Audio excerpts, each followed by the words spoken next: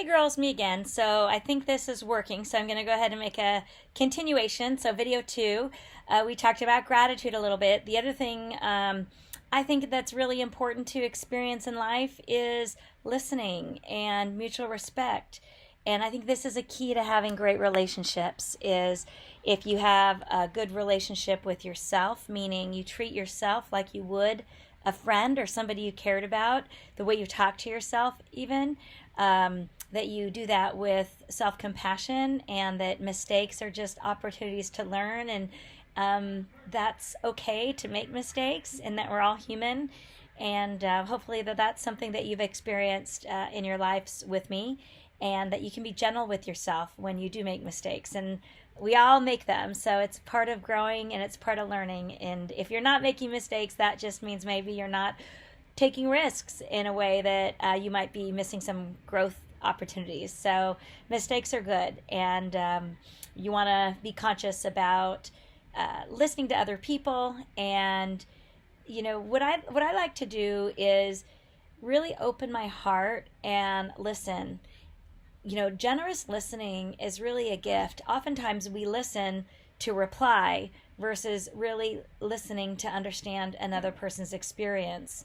So one of the principles in Seven Habits of Highly Effective People by Stephen R. Covey that really influenced me growing up was seek first to understand, then to be understood. So both are important, to understand and also to be understood when collaborating and trying to communicate with somebody, especially when you're having a difference of opinion and you're trying to come to a decision.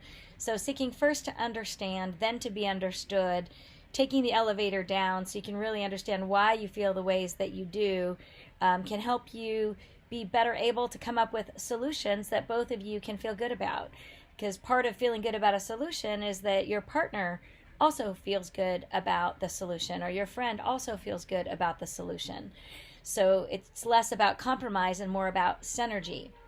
So I think learning how to love and be loved in a relationship is a vital skill, and learning how to love the other person the way he or she needs to be loved and learning how to communicate how you like to be loved is so important, because the quality of a relationship is really commensurate with how well it meets the needs of both people in that relationship. And I think so many young people today, or young adult people today, they think about relationships as, what's in it for me? Like, the whole swiping culture, it's like a commodity, looking for a person who's going to best meet your needs. And is this the best person, or is there somebody else? I don't want to settle for less. Where what I say is, you first identify what your values are, what are your core principles that you want to live by, which is kind of where I'm going. So we have gratitude. We've talked about listening and seeking to understand multiple points of view, mutual respect. And, I have a lot more. Integrity is probably the other one that's really big for me. And integrity is, the ability to build trust, because all relationships are built on trust. And so what somebody does when no one's looking is vital. And I remember I had a relationship, kind of my first love in late high school, early college, where he was going to sell his car, and before the people came to test drive the car, he put something in the trunk, like a weighted block or something, to weight it down so the car wouldn't make this noise when the people test drove it.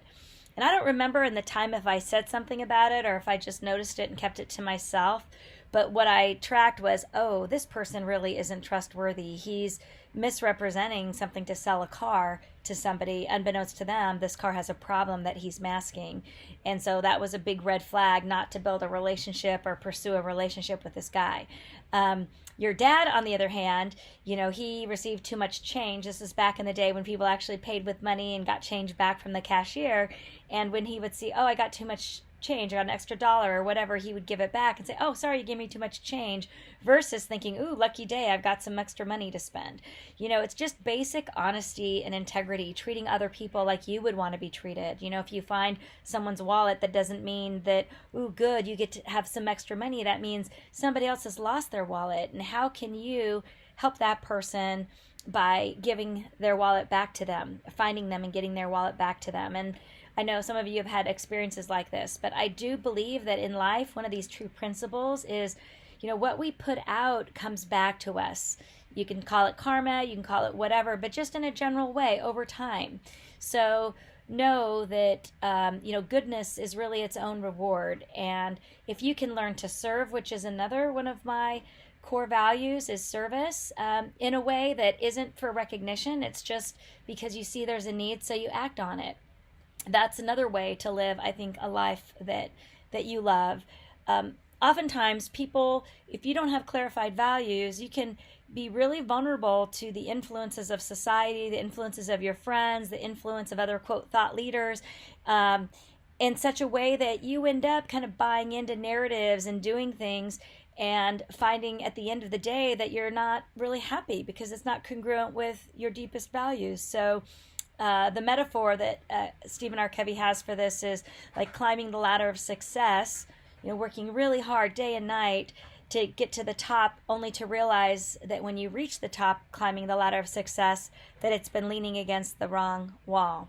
So I think it's important for all you girls and for myself to continually revisit what are my most important core values and how can I live my life in a way that's congruent with those values. And even if I make a mistake and I deviate, let's say one of my values is to be curious, and I found myself in a reactive conversation where I really wasn't bringing curiosity, then I know I'm out of alignment because I have that North Star that I can then recorrect myself to get there. So the idea isn't that you're perfect and you're always living 100% in alignment with your values. The idea is that you know what your values are, so you're aware when you deviate to self-correct and get back on track. And the nice thing about kind of living your life this way is you live with a very empowered sense of yourself. In other words, you're living a chosen life based on your values versus being a victim of circumstances and conditions around you. So I think of it as an internal locus of control, that you're making choices based on your values, versus an external locus of control. And that's when you're saying, I have to, I need to, I must, where you're trying to deliver on expectations of others versus really asking yourself, is this who I want to be? And is this how I want to live? And if the answer is yes, then you just motivate yourself from this place inside versus an external locus of control. So let's say working out, you say, oh God, I have to work out. I have to get up at 5:30 a.m. and work out tomorrow. Okay, that would be an external locus of control, have to.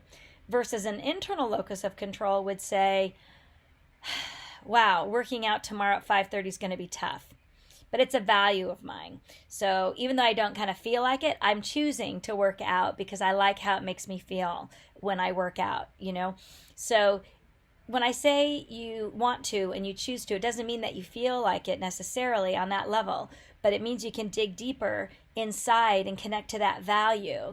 And then that value can fuel you to do hard things because they're important to you. And that is a big difference between successful people and people who struggle, is that people who are successful are really willing to do the things that people who are not successful are not willing to do a lot of times. So that kind of discipline that keeps you going can really help when you have clearly defined values. So if you ever hear yourself saying, I need to, or I have to, or I should, then check in with your values. And if it's true that you have a value that's in alignment with that, then you're choosing to do that. And it will feel so differently than if you just don't question that and you just do things because you're expected to or you should, versus doing things because it's the kind of person you want to be. On the other hand, if you say, oh, I have to do this, and then you check in and you're like, you know what, I don't really want to, it's not in alignment with my values, then you can have boundaries and you could say no, or you can do a counteroffer. If somebody's asking you to do something and you feel like you have to say yes, well, no, you don't. You can check in with your values and counteroffer and say, I appreciate you asking, however, I'm really not available to help you out in this way. However, I can help you out in that way, next month if you're still needing the help or whatever. So just know that in relationship, it's important to have what I would call conscious boundaries of what's okay and what's not okay, and also recognizing that the best relationships are born out of a spirit of trust when both people or all people in the relationship are really honest with themselves and honest with each other and feel safe enough to share how they feel in an honest way.